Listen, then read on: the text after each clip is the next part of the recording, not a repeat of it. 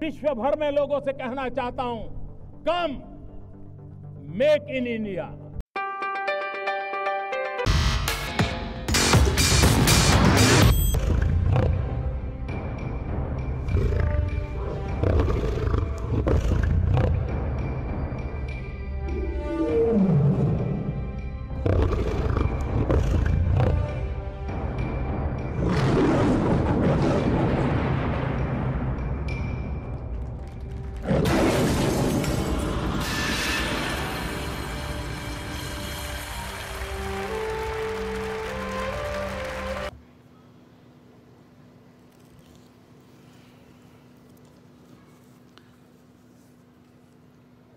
आज के कार्यक्रम के प्रमुख अतिथि पद्मश्री डॉक्टर शंकर महादेवन जी,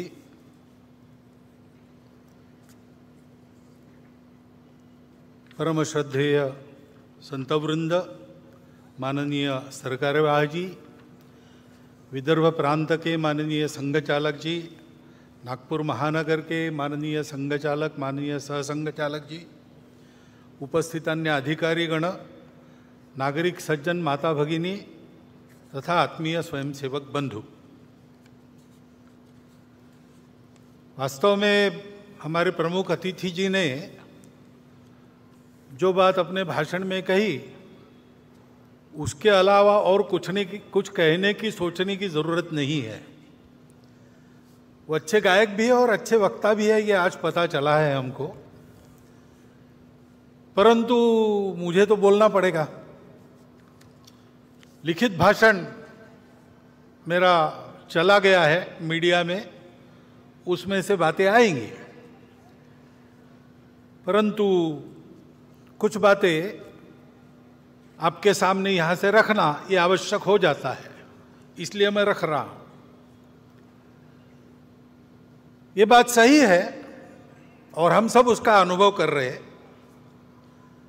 कि प्रतिवर्ष भारतीयों का गौरव दुनिया में बढ़ रहा है। दानवता पर मानवता की पूर्ण विजय का ये जो विजय पर्व अपना विजयादशमी है, इस वर्ष की विजयादशमी में भी हम ये अनुभव कर रहे हैं। ऐसा अनुभव देने वाले कई प्रसंग हमने अभी अभी अनुभूति में हमारे लाए हैं। जैसे G20 की परिषद यहाँ पर हुई, वो तो प्रतिवर्ष होती है, लेकिन यहां पर हुई उसके एक विशेषता रही। उस परिषद में हमारे भारतीयों के आतिथ्य की बड़ी प्रशंसा हुई, उसका पहली बार उन्होंने अनुभव किया।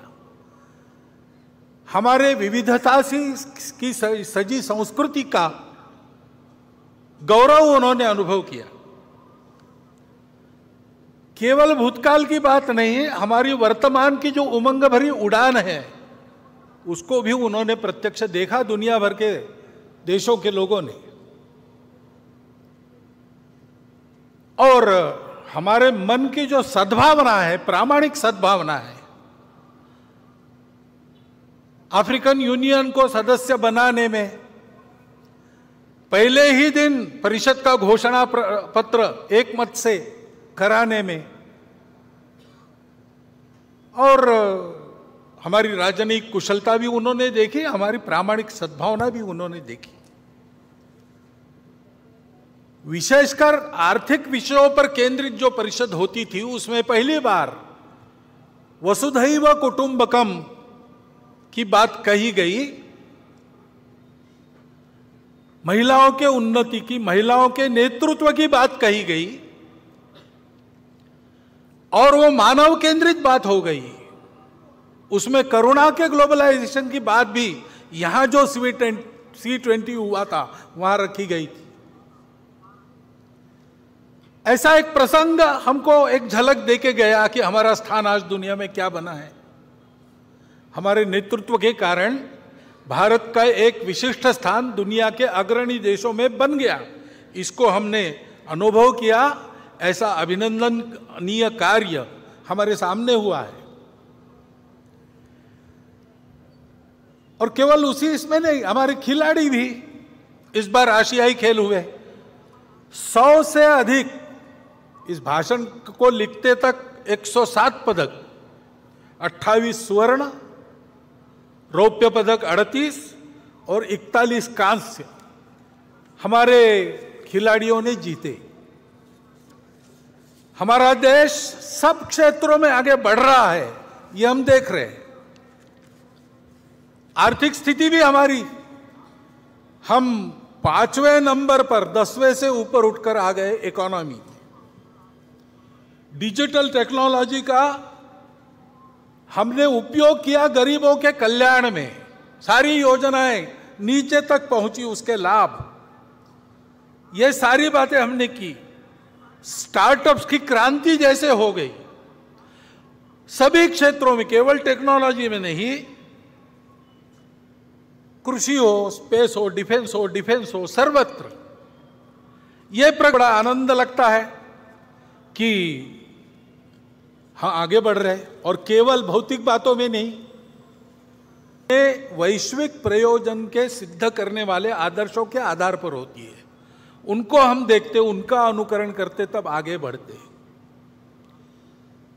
हमारे संविधान के पृष्ठ पर जिनका चित्र है वो हमारे राष्ट्रीय आदर्श भगवान राम, उनके बाल स्वरूप का रामलला का वाले है 22 जनवरी को।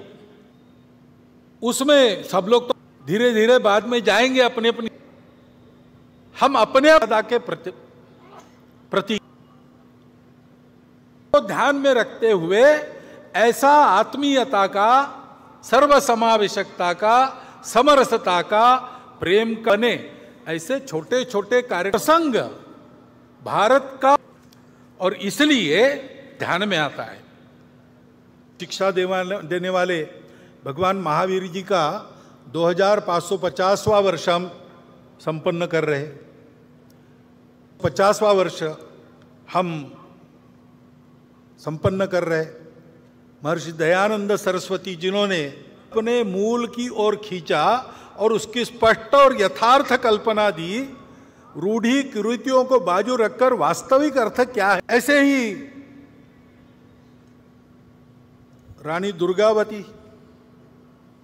भारतीय महिलाओं की शक्ति, उद्यम, साहस, धैर्य, बुद्धि, शक्ति, पराक्रम, प्रशासकीय कुशलता, प्रजाहित दक्षता, इसका परिचय देने वाली उनका 500वां वर्ष, और साथ साथ भक्ति का परिचय देने वाली संत मीराबाई, इनका 550वां वर्ष। ये अभी हम संपन्न करने वाले हैं, आगे उनका वर्ष है। ऐसे ही अपने राजनीतिक प्रशासन की कुशलता के साथ साथ, प्रजाहित दक्षता के साथ साथ, जो अपने जीवन को सामाजिक विषमता के निर्मूलन के लिए लगा चुके, ऐसे कोल्हापुर के छत्रपति शाहू महाराज का, उनका भी 150वां जयंती वर्ष हम मना रहे। अभी अभी हमने संपन्न किया, तमिलनाडु में एक संत हो गए, वल्ललार जी, श्री रामलिंगम वल्ललार जी। उन्होंने अपने जवानी से ही स्वतंत्रता की अलग समाज में जगाना प्रारंभ किया। उन्होंने कहा कि हमारे देश में जो दरिद्रता दिख रही, भूखे लोग दिख रहे, वो अंग्रेजों के गुलामी के प्रतीक है, और उसका उपाय मैं करूंगा। तो उन्होंने पहले अन्नदान प्रारंभ किया। उस समय तमिलनाडु में जो चूल्हा उन्होंने अन्नदान के लिए जलाया, वो आज भी जल रहा है, और वहां अन्नदान कार्यक्रम चल रहा है। आध्यात्मिक सांस्कृतिक जागृति के आधार पर सामाजिक समता और स्वतंत्रता का संदेश देने वाले वल्ललार जी की भी 200वां वर्ष अभी संपन्न हुआ, अक्टूबर में पूरा किया। इन सब महापुरुषों के द्वारा हमको ये संदेश मिलते हैं सामाजिक समरसता के, स्व के गौरव के, अपने परंपरा के, दुनिया को देने के लिए हमारे पास क्या क्या है उसके। जैसे हमारे प्रमुख अतिथि जी ने उल्लेख किया, हमारे हर बात में हमारा स्व है, संगीत में है, अन्न में है, सारी बातों में है। उसको दुनिया को देने का समय आ गया है, और इसलिए उस स्व का गौरव धारण करके स्व के आधार पर देश का एक यशस्वी जीवन खड़ा करके बताना संपूर्ण दुनिया को, ये हमारा कर्तव्य बनता है। और उसके साथ साथ वो आज के विश्व की आवश्यकता भी है। आज का विश्व 2000 साल सुख की खोज में अनेक प्रकार के प्रयोग करके थक गया और वो कहता है कि हमको रास्ता चाहिए, क्योंकि विश्व में अनेक समस्याएं जिनका हल उनको नहीं मिला। स्वार्थ और कट्टरपन के चलते कलह चलते हैं, उसका कोई हल नहीं दिख रहा। विश्व ने प्रयास किया सबको एक रंग में घोलने का, सब में यूनिफॉर्मिटी लाने का, एकरूपता लाने का। वो यशस्वी हो नहीं सकता, क्योंकि सृष्टि बनी है विविधता, वो विविध ही रहेगी। विविधता में एकता कैसे आएगी, उसका कोई आधार उनके पास नहीं है। और इसलिए स्वार्थ तो रहता ही है, कट्टरपन भी रहता है, उसको चलते एक उन्माद पैदा हो जाता है, अहंकार पैदा हो जाता है, उसके संघर्ष चल रहे। स्वार्थों के टकराव और अतिवादिता के कारण युद्ध चलते हैं, उसका कोई उपाय नजर नहीं आता। प्रकृति विरुद्ध जीवन शैली, जीवन में स्वैरता, अनिर्बंध उपभोग, आत्यंतिक व्यक्तिवाद, अमर्याद शोषण, अधूरी दृष्टि के कारण उपजने वाले ये सारे दोष है। उसके चलते जो समस्याएं पैदा हुई है पर्यावरण की वगैरह, विश्व को उसका रास्ता नहीं दिख रहा है और उसकी भी अपेक्षा है कि भारत रास्ता दिखाए। भारत को अपने देश में इन समस्याओं का निराकरण करके रास्ता दिखाना होगा। अपने देश में भी ये समस्याएं हैं, बड़ी बात नहीं। समस्या होना कोई गलत नहीं, जीवन में समस्या रहती है और हम आज दिखा रहे कि हम सामना करके उन समस्याओं का उपाय करेंगे। हमारे यहां भी रहती है समस्या, पर्यावरण की समस्या हम देखते हैं, संकट हम पर भी है। अभी हिमालय क्षेत्र में जोशीमठ में घटनाएं हुई, हिमाचल प्रदेश में घर धंसने लगे, उत्तराखंड में हुआ। पूरे हिमाचल क्षेत्र में ये जो प्रकृति का प्रकोप दिखता है, चर्चा करते लोग कि क्या होगा, यहां भी गड़बड़ हुई तो कैसे होगा, कोई बड़ा संकट आने वाला है क्या? आने वाला होगा तो होगा, लेकिन डरने की क्या बात है, उसका उपाय करने की बात है। महत्वपूर्ण क्षेत्र है, हमारी उत्तर सीमा इस क्षेत्र से बनती है। हमको सीमा सुरक्षा का भी विचार करना पड़ेगा। इस क्षेत्र में उत्तर भारत की सारी बड़ी नदियां जल लाती है, चीन को भी जल ले जाती है, दक्षिण पूर्व एशिया को भी जल ले जाती है। इस क्षेत्र का खराब होना, इसका मतलब हमारी जल व्यवस्था का खराब होना होता है।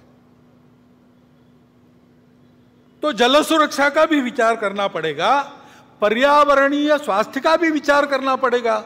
उत्तर को हिमालय की दीवार खड़ी है, इसलिए हमारे यहां 6 ऋतु चलते हैं। वर्षा होती है मौसमी हवाओं के कारण, वो हवाएं वहां टकराती है, फिर से भारत में वापस आती है, जाते समय आते समय वर्षा होती है। इसमें अगर बदल हुआ तो पर्यावरण का संकट भी है। और इसलिए दक्षिण पूर्व एशिया की दृष्टि से, भारत की सुरक्षा की दृष्टि से उस क्षेत्र में चीन दस्तक दे रहा है। जल सुरक्षा, पर्यावरणीय सुरक्षा, सीमा की सुरक्षा, कुल मिलाकर अपने देश के स्वास्थ्य के लिए उस हिमालय क्षेत्र का एक क्षेत्र के नाते अलग सा विचार करते हुए इसको कैसे करना, इसको हमको तय करना पड़ेगा। ये तो एक क्षेत्र विशेष की समस्या हो गई, परंतु कुल मिलाकर ही हम अगर देश की स्थिति देखते हैं तो देश आगे बढ़ रहा है, आत्मविश्वास बढ़ रहा है, आगे जाना है। लेकिन आगे जाते समय दुनिया को नया रास्ता दिखाना है अपने स्व के आधार पर। तो हम लोगों को दुनिया की नकल नहीं करनी है, हम लोगों को अपना रास्ता बनाना है। बाकी बातों का प्रयोग दुनिया ने कर लिया। हमको आज के समय में अपनी बातों के आधार पर एक यशस्वी प्रयोग दुनिया को देना है। देश का जीवन कैसे खड़ा किया जा सकता है स्व के आधार पर। और ये नहीं कि हम नहीं कर रहे, हम कर रहे। सरकारी नीतियों में भी ये प्रकट हो रहा है। नई अंग्रेजी में क्या, इनोवेटिव ऐसे उपाय करके अपना देश आगे बढ़ रहा है। नीतियां ऐसे चल रही है। लेकिन प्रशासन ने भी ऐसा चलना चाहिए। तो प्रशासन के दिमाग में ये बात चाहिए। वो पूरी है ऐसा लगता नहीं, उनको तैयार होना पड़ेगा। और शासन प्रशासन तो अपना काम कर ही लेंगे, परंतु समाज को भी करने की आवश्यकता है। समाज को भी अपने स्व का पूर्ण ज्ञान होना चाहिए। ये समझ में आना चाहिए कि हमारी सब बातों में हमारा स्व है। इसलिए हमारी कौन सी बातें काल सुसंगत है उनको रखना चाहिए। कौन सी ऐसी बातें दुनिया में चल रही जिससे हमको सीखना है, उसको हमको लेना है, परंतु देशानुकूल बनाकर लेना है। और कौन सी ऐसी बातें हैं जो हमारी अपनी है, वो समयानुकूल है कि नहीं, काल सुसंगत है कि नहीं, ये देखते हुए उनमें आवश्यक परिवर्तन करते हुए, जो कालबाह्य हो गई उनको छोड़ते हुए, हमको भी अपने आचरण को बदलकर आगे चलना चाहिए। क्योंकि संपूर्ण देश को आगे बढ़ना है तो शासन की स्व आधारित युगानुकूल नीति बन रही है, धीरे धीरे ही बनेगी। गलत नीति पर पोथी निष्ठता के कारण या भ्रामक कल्पनाओं के कारण इतना आगे चले गए थे, एकदम अबाउट टर्न नहीं हो सकता। ऐसे हम गए, अब धीरे धीरे मुड़ रहे, वो काम होगा, परंतु उसके साथ साथ हमको प्रशासन की तत्पर सुसंगत लोकाभिमुख कृति चाहिए। और हमारे लिए सबसे महत्वपूर्ण है समाज का मन वचन कर्म से सहयोग और समर्थन। इससे देश की स्थिति में परिवर्तन आएगा। आज की हालत में अपने मूल्यों पर हम खड़े होकर अगर परिवर्तन लाते हैं तो उससे दुनिया को नया रास्ता मिल जाएगा। अब ये हम करने लगे, लेकिन थोड़ा और एक बात का भी ध्यान रखना पड़ेगा। दुनिया में कुछ लोग हैं, भारत में भी कुछ लोग हैं जो नहीं चाहते कि भारत खड़ा हो, और इसलिए समाज में कैसे विभेद पैदा करना, समाज की सामूहिकता जो निर्माण हुई उसको कैसे तोड़ना, अलगाव और टकराव कैसे पैदा करना, ऐसा वो प्रयास करते हैं। अपनी असावधानी के कारण, अपने अविवेक और परस्पर अविश्वास के कारण हम भी कभी कभी उसमें फंस जाते और अप्रत्याशित उपद्रव खड़े हो जाते। क्योंकि भारत का उत्थान होगा तो कलह मिटेंगे, भारत का उत्थान होगा तो दुख जाएगा, शोषण जाएगा। इनके आधार पर अपने स्वार्थ का धंधा करने वाली दुनिया की और अंदर की जो ताकतें हैं, भारत बड़ा होने से उन पर मर्यादा आएगी। वो अपने खेल नहीं खेल सकेंगे, इसलिए इनका निरंतर विरोध चलता है। विरोध करने के लिए किसी विचारधारा का आवरण ये लोग ओढ़ लेते हैं, बड़ी चिकनी चुपड़ी बातें करते हैं, कोई बड़ा उद्देश्य, मन लुभावन उद्देश्य ऐसा घोषित करते कि हम इसके लिए काम कर रहे हैं, लेकिन उनका उद्देश्य दूसरा ही रहता है, अपना उल्लू सीधा करने का रहता है। और कोई भी हो, किसी भी विचारधारा का हो, वो खाटी संघ वाला हो या कम्युनिस्ट हो, अगर वो प्रामाणिक है, निस्वार्थ बुद्धि से काम कर रहा है, तो उनके लिए वो बाधा ही बनता है, ये जानकर ऐसे सब लोगों का वो विरोध करते हैं।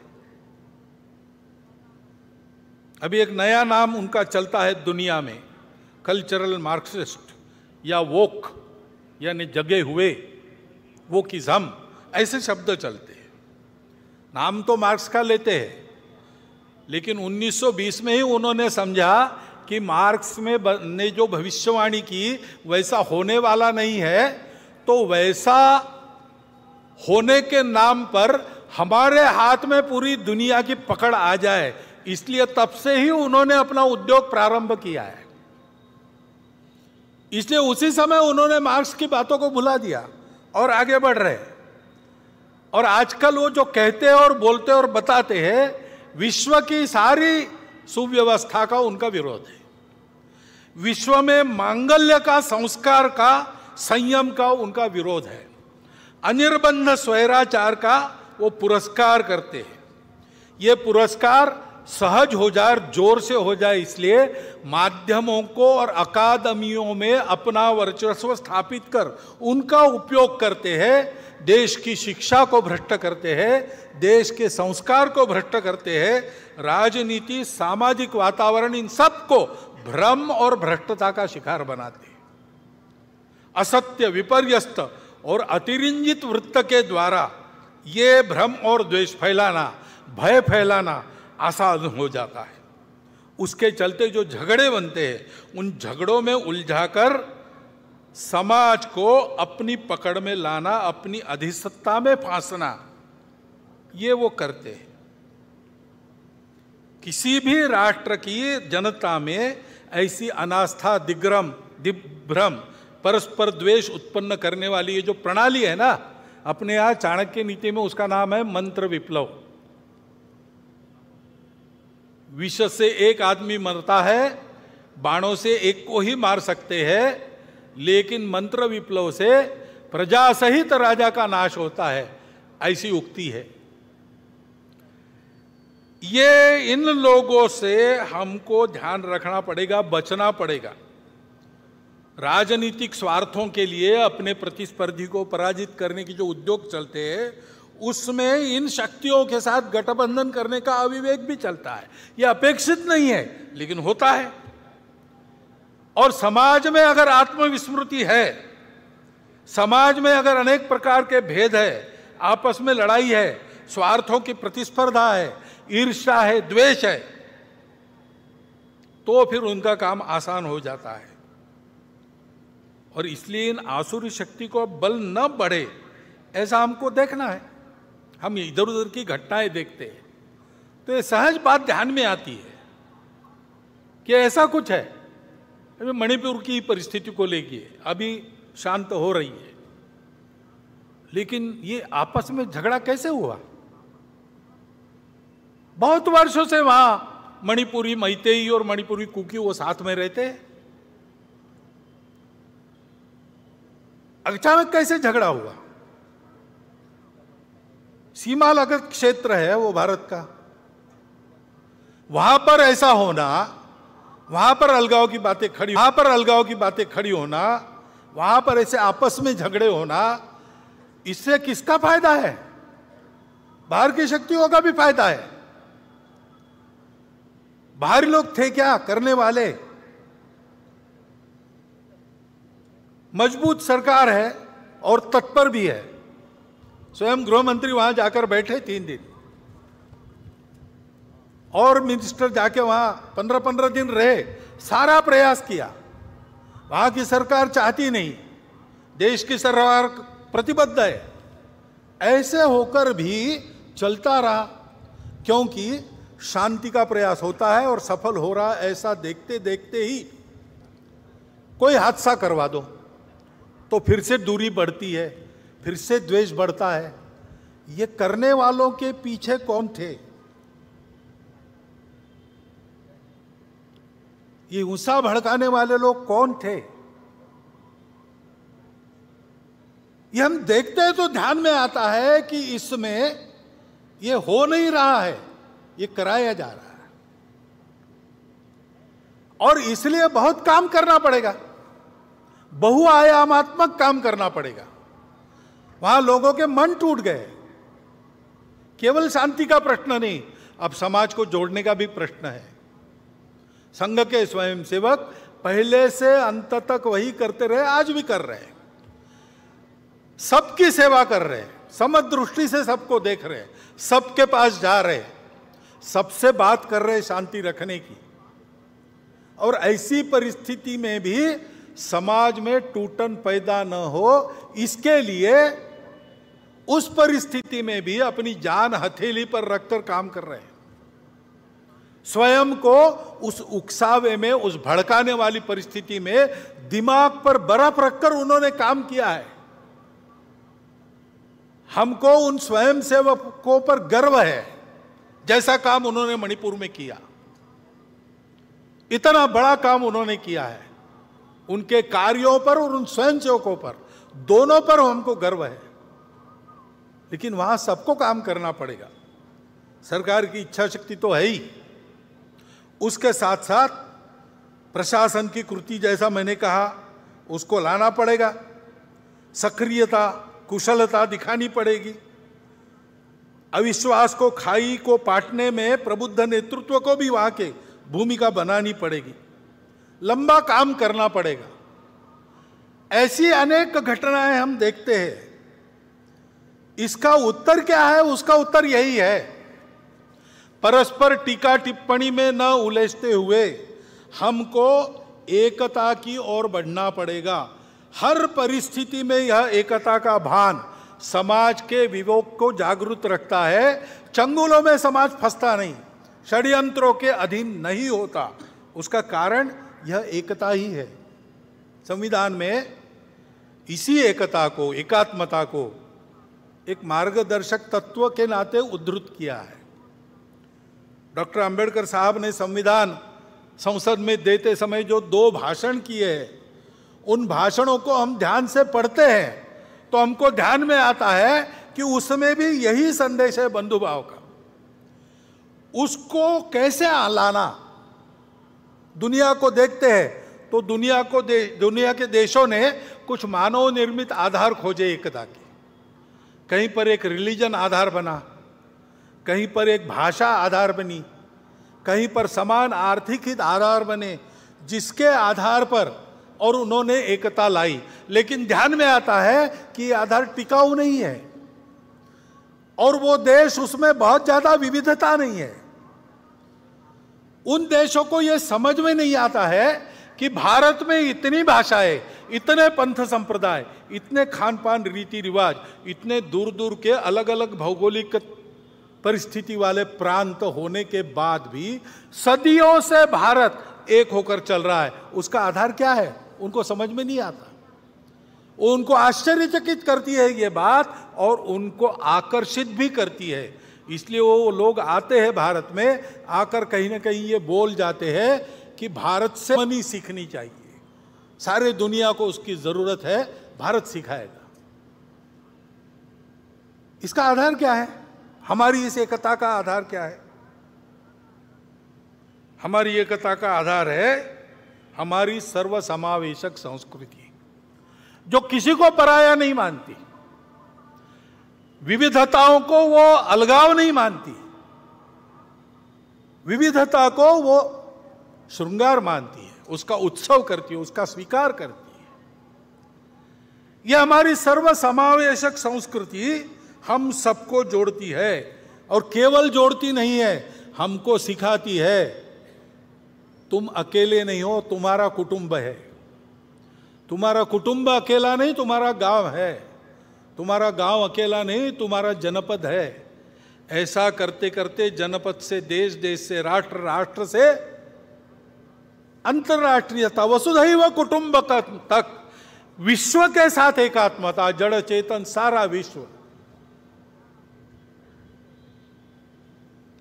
हे विश्वची माझे घर, ये सिखाती है। ये सिखाने वाली हमारी संस्कृति हमको एक करने वाली है। वैसी बनी, इसका कारण क्या है? हमारे पूर्वजों ने ये प्रत्यक्ष देखा। ये थियरी नहीं है, थियरी के आधार पर प्रयोग नहीं किया। उन्होंने प्रत्यक्ष अनुभूति की सारा विश्व एक है, एक से ही अनेक निकला है। इसलिए अनेकता का श्रृंगार के नाते स्वागत करो, स्वीकार करो, उत्सव करो, लेकिन हमेशा उसके अंदर जो एकता है उस पर अपने कदम पक्के रखो। इस सत्य के साक्षात्कार के आधार पर उन्होंने और 3 मूल्यों को आगे बढ़ाया। सत्य है सब अपने हैं, क्योंकि सब एक से ही निकले हैं, और इसलिए परस्पर सद्भाव, करुणा, प्रेम होना चाहिए। ऐसा होने के लिए विकार आड़े आते हैं, स्वार्थ आड़े आता है, काम, क्रोध, लोभ, मोह, मद, मत्सर आड़े आते हैं। उसको दूर हटाओ, अंतर्बाह्य पवित्र हो जाओ, शुचिता, और जीवन में इसके लिए परिश्रम करो, तपस्या करो। तपस्या अपना केवल पेट भरे या मैं उपभोग करूं इसके लिए नहीं है। जीवन है मेरे सुख से दूसरों का सुख बढ़े, दूसरों का सुख बढ़ाने के लिए मेरा सुख काम आ जाए। इस तपस्या का संदेश दिया।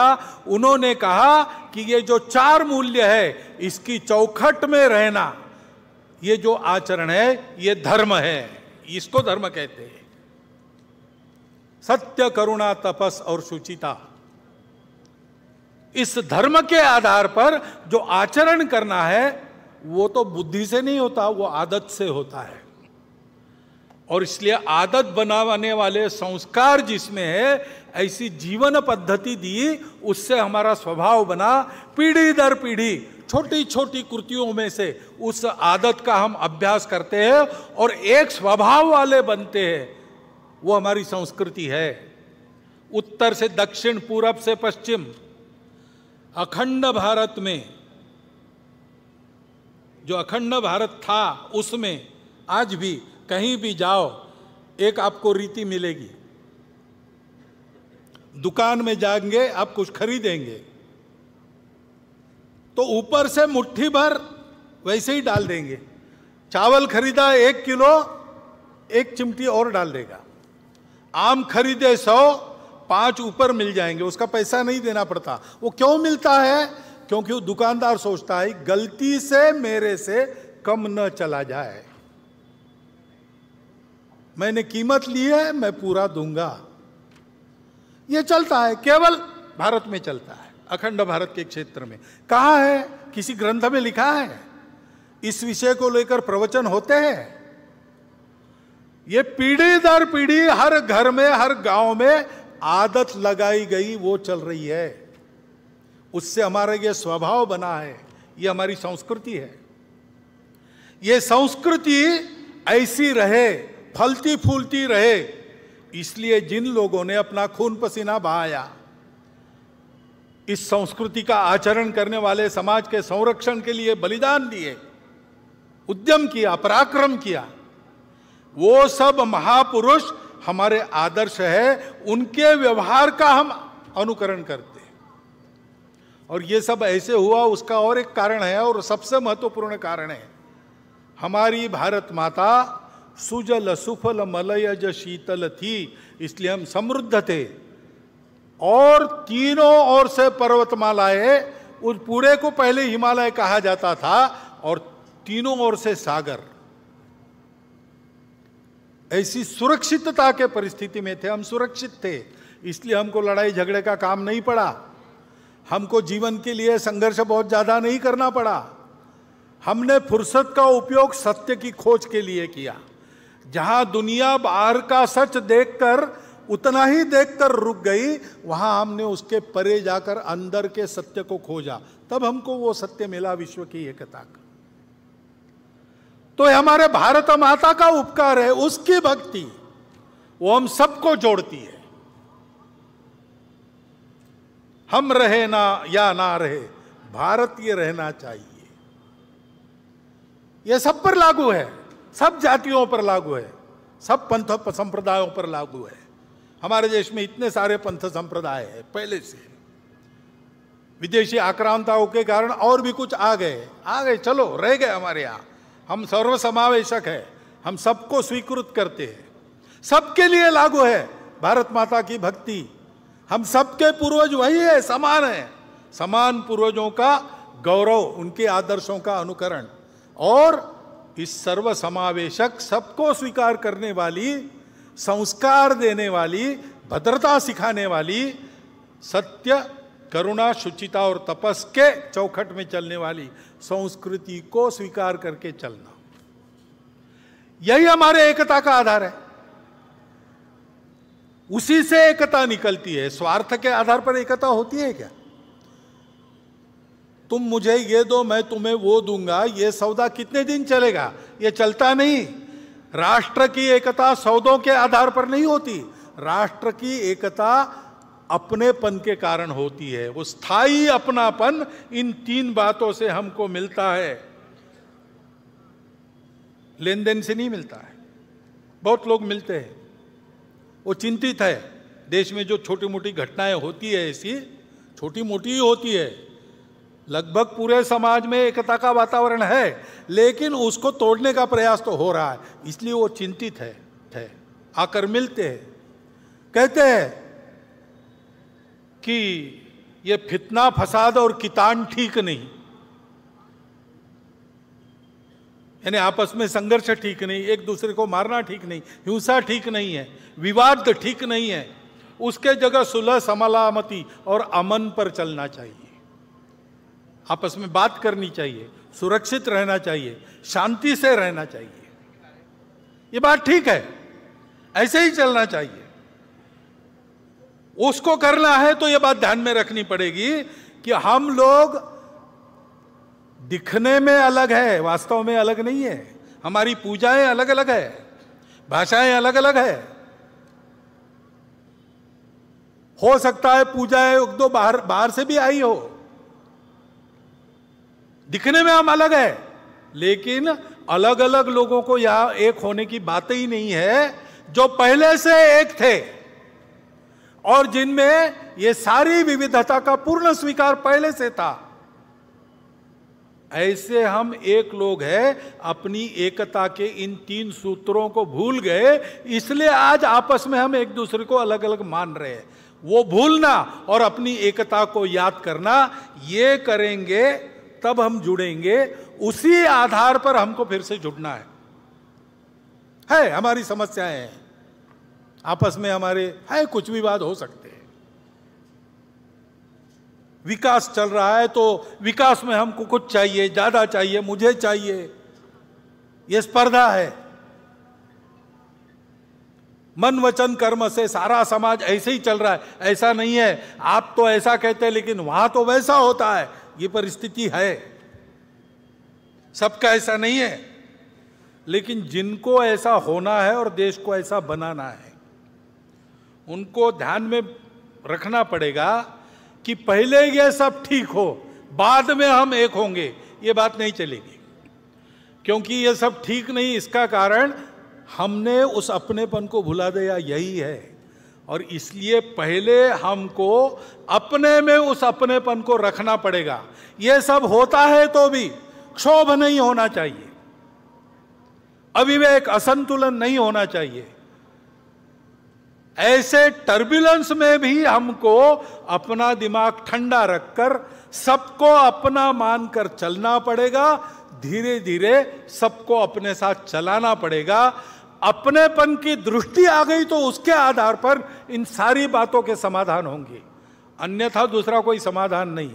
ये बातें उपायों से नहीं ठीक होती, व्यवस्थाओं से ठीक नहीं होती। ये मलम पट्टियां होती है जो कालांतर में निकल जाती, नए घाव भी बनते हैं और घाव तो बहुत गहरे हैं। भारत विभाजन जैसी घटना का घाव बहुत गहरा है।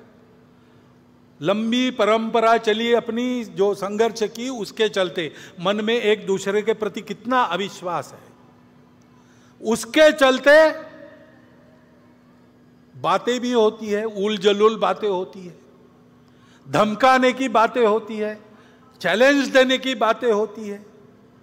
यह सब हो रहा है, लेकिन उसमें हमको ठंडे दिमाग से आगे चलना पड़ेगा।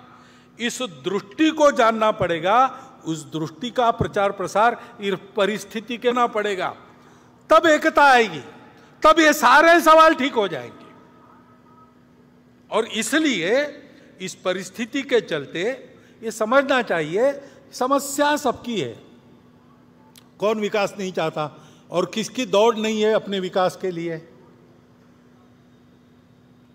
देश के अपने मर्यादित संसाधनों पर 140-42 करोड़ की जनसंख्या, उन सबका अधिकार है, तो स्पर्धा तो रहेगी। तो हमको मिला, उनको नहीं मिला, मुझे नहीं मिला, उसको मिला, ये समस्याएं सबकी समस्याएं हैं। सबको जल्दी है सब ठीक हो, परंतु ये सारी समस्या है, उनके कारण हम पर अन्याय हो रहा है, हमको अलग किया जा रहा है। ये विक्टिमहुड की मानसिकता है, उसके अधीन होने से काम नहीं चलेगा। कोई विक्टिम नहीं है, एक परिस्थिति है जिसमें से हमको गुजर के सबका भला करना है। हमारा भी हो, सबका हो, सबके साथ हम हैं। पूरा समाज ठीक होगा, हम भी ठीक हो जाएंगे उसके साथ। मैं ठीक होऊंगा और बाकी समाज वैसे ही रहेगा, ये चलेगा नहीं। ये समझ के चलना पड़ेगा। एक दूसरे के प्रति जो अविश्वास है उससे बाहर आकर चलना पड़ेगा। और ध्यान में रखना पड़ेगा कि राजनीति अपने देश में स्पर्धा पर चलती है। स्पर्धा में अनुयायी अपने पीछे ज्यादा खड़े हो, इसलिए समाज को बांटना ये दुर्भाग्य से रीति बन गई। और इसलिए राजनीति से इन प्रश्नों का हल नहीं निकलेगा। राजनीतिक वर्चस्व कमाकर हम इसको ठीक करेंगे, ये बात बेकार है। हमारी लोकशाही है, प्रजातंत्र है, इसमें सब लोग समान हैं, कोई ऊपर नीचे नहीं है। उसकी पद्धति से ही हमको चलना पड़ेगा। परंतु समाज की एकता के लिए हमको राजनीति से अलग होकर सारे समाज का विचार करते हुए चलना पड़ेगा। ये नहीं मानना कि ऐसा करने में कोई हम शरण जा रहे किसी को। ये भी नहीं मानना कि लड़ाई चल रही थी, अब युद्धबंदी हो गई, सीज फायर हो गया, ऐसा नहीं है। ये किसी के स्वार्थ की, किसी पार्टी की पुकार नहीं है, अपनी इमेज ठीक करने का एक्सरसाइज नहीं है। ये अपनेपन की पुकार है। जिनको सुनाई देगी उनका भला होगा, जो फिर भी नहीं सुनेंगे उनका क्या होगा मुझे पता नहीं। अपनेपन की सुखा ये लेकर चलना पड़ेगा अपने को। फिर से मैं याद दिलाता हूं, डॉक्टर बाबा साहब आम्बेडकर के वो 2 भाषण पढ़िए, बार बार पढ़िए, पारायण करने लायक है। जैसे हम अपनी अपनी श्रद्धा के अनुसार किसी पवित्र ग्रंथों को पढ़ते हैं प्रतिवर्ष, हमारे संघ के स्वयंसेवक डॉक्टर साहब का चरित्र प्रतिवर्ष पढ़ते, वैसे डॉक्टर बाबा साहब आम्बेडकर के समग्र नहीं पढ़ सकते, कम से कम वो 2 भाषण प्रतिवर्ष पढ़ते रहिए 15 अगस्त 26 जनवरी को। उसमें यही संदेश है। और ये काम एकाएक होने वाला नहीं है, लंबा प्रयास करना पड़ेगा। क्योंकि जैसा मैंने कहा कि घाव बहुत गहरे हैं, उनको भरने में समय लगेगा। वो घाव गहरे इसलिए क्या क्या अनुभव आते हैं। वाणी अविवेक तो दिख ही रहा है। यहां तक होता है कि मुझे किसी बस्ती में घर नहीं मिलता, मैं घर ढूंढने गया तो मुझे अपने बस्ती में ही जाना पड़ता है, दूसरे बस्ती में नहीं मिलता। एक ही देश के रहने वाले लोग इतने पराये हो गए, लेकिन ये अनुभव आते हैं। ये कटुता है समाज में, लेकिन हमको उससे अलिप्त रहना है। जिनको ये करना है, जो संपूर्ण समाज की एकता चाहते हैं, भारतवर्ष एक होकर परम वैभव संपन्न बने ऐसा चाहते हैं, जो वास्तविक हिंदुत्व के अभिमानी हैं, ऐसे सब लोगों को, जो ये चाहते हैं, उनको अपने जिह्वा पर संयम रखना पड़ेगा। झगड़े की भाषा अलग होती है, दोस्ती की भाषा अलग होती है। दोस्ती की भाषा शरणागति नहीं है, दोस्ती की भाषा दुर्बलता नहीं है, शक्ति संपन्न बनकर दोस्ती करना। शक्ति संपन्न जब अच्छे लोग बन जाते हैं तो उससे वो गुंडागर्दी नहीं करते, वो सबको शक्ति संपन्न बनाते हैं, दुर्बलों की रक्षा करते हैं। वो सबको अपना मानकर चलते हैं, समदृष्टि रहते हैं। शील की भी ताकत रहती है शारीरिक शक्ति के साथ साथ। वो शील हमको विद्या विनय संपन्नो ब्राह्मणो गवि अस्तिनी शुनिचैव स्वपाके च पंडिता समदर्शिना। पंडित यानी विद्वान यानी जानकार लोग, सबको समान नजर से देखते हैं, यह बताता है। ऐसा हमको चलना पड़ेगा, सहन बहुत करना पड़ेगा, उकसावे में आना छोड़ देना पड़ेगा, अविश्वास छोड़ना पड़ेगा, अपने जबान पर लगाम लगाना पड़ेगा। किसी एक तरफ ये इशारा नहीं है, सभी तरफ है, सभी तरफ से होता है। सब जगह ऐसे लोग हैं जो ये समझते नहीं, या ऐसे लोग हैं जो ये होने देना नहीं चाहते। उनको छोड़ दो, उनको इग्नोर करो, अपने रास्ते पर बढ़ो, सबको जुटाओ। ऐसा चलना पड़ेगा तो फिर इस देश में इन घातक खेलों की माया में से बचकर हम लोग आगे बढ़ेंगे। ये बातें चलेगी, गुंडागर्दी होगी तो उसका तो इलाज एक ही है, संगठित बल संपन्न समाज, नागरिक अनुशासन, कानून सुव्यवस्था और संविधान का पालन करके चले। इस गुंडागर्दी के प्रतिकार में शासन प्रशासन का सहयोगी बन के चले, यही उसका उपाय है। इसलिए बल संपन्न संगठित समाज बनाने का काम संघ कर रहा है। सावधान रहना है, क्योंकि अब आने वाले दिन भी अब चुनाव की दिन है। अभी राज्यों की चुनाव है, आगे लोकसभा का है। चुनाव में तो खूब गाली गलौज चलेगी, प्रचार चलेगा लोगों को इधर से उधर लाने का। उसमें ये हथकंडे और बढ़ सकते हैं। जहां उद्देश्य नहीं वहां भी उद्देश्य चिपका कर बातें हो सकती है। ध्यान में रखना, चुनाव में मतदान करना हर नागरिक का कर्तव्य है, वो हम सब ने करना चाहिए, मतदान को छोड़ना नहीं चाहिए, वो हमारा राष्ट्रीय कर्तव्य है। नागरिक राष्ट्रीय कर्तव्य करे, इसलिए संघ के स्वयंसेवक काम करेंगे, परंतु वो ऐसी छोटी बातों के आधार पर नहीं करना है। उकसावे में भड़काऊ बातों से भड़ककर उकसावे में आकर नहीं करना है। ठंडे दिमाग से सोचिए कौन अच्छा है, किसने अच्छा काम किया है। सबका अनुभव अब भारत की जनता के पास है, सबका अनुभव ले लिया। अब इसमें कौन अवेलेबल बेस्ट, उसको देना। ऐसा हमको चलना पड़ेगा। मतदान के प्रचार के समय ये सारे हथकंडे फिर से अपनाए जाएंगे, उसकी आग में हमको पड़ना नहीं चाहिए।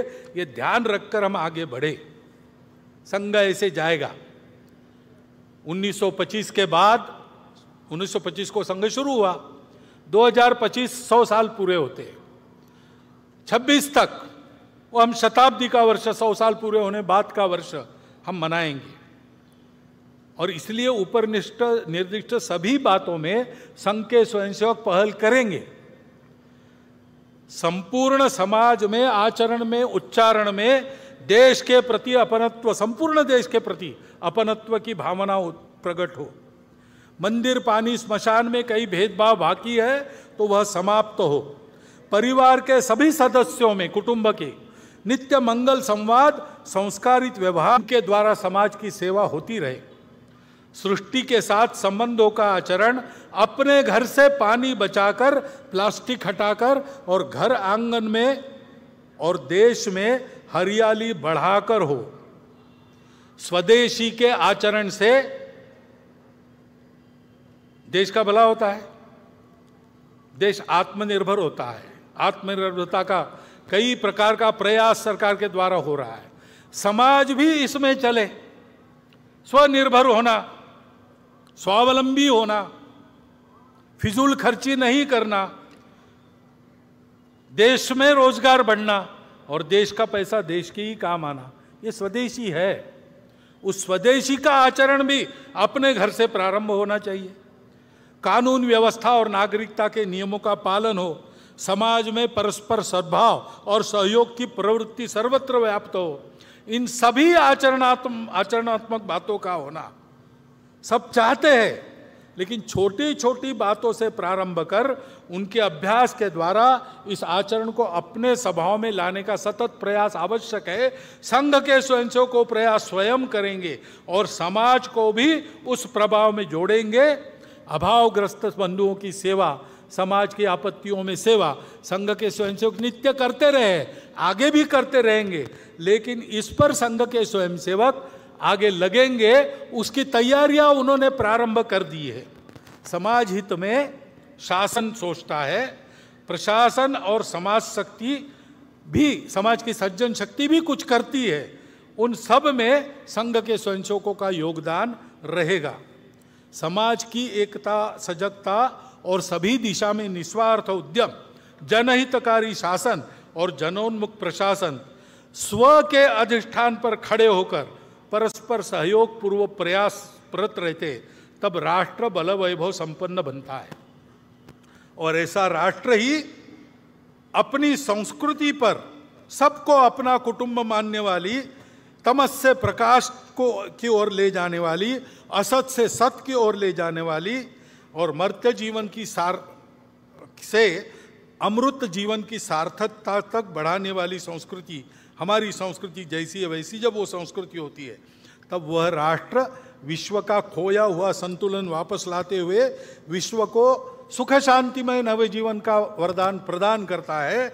ऐसा भारत हमको बनाना है। ऐसे भारत बनने का, हमारे राष्ट्र के नवोत्थान का दुनिया में यही प्रयोजन है। चक्रवर्तियों की संतान लेकर जगत गुरु का ज्ञान, बढ़े चले तो अरुण विहान, करने को आए अभिषेक, प्रश्न बहुत से उत्तर एक। भारत माता की जय।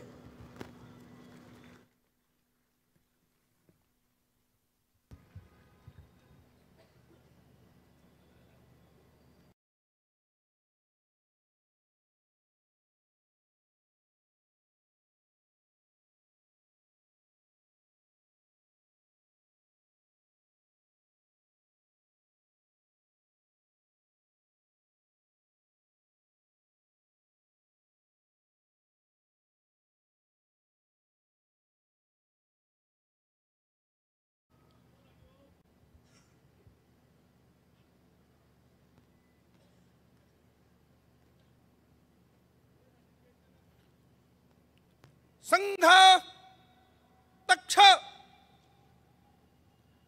ध्वज प्रणाम। 1 2 3।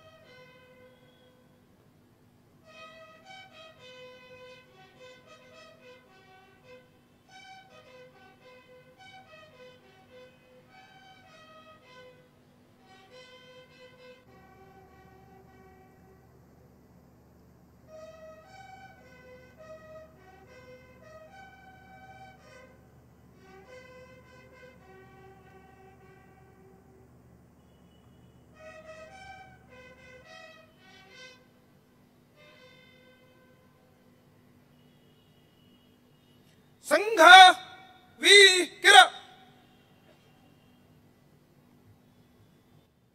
वाम वृद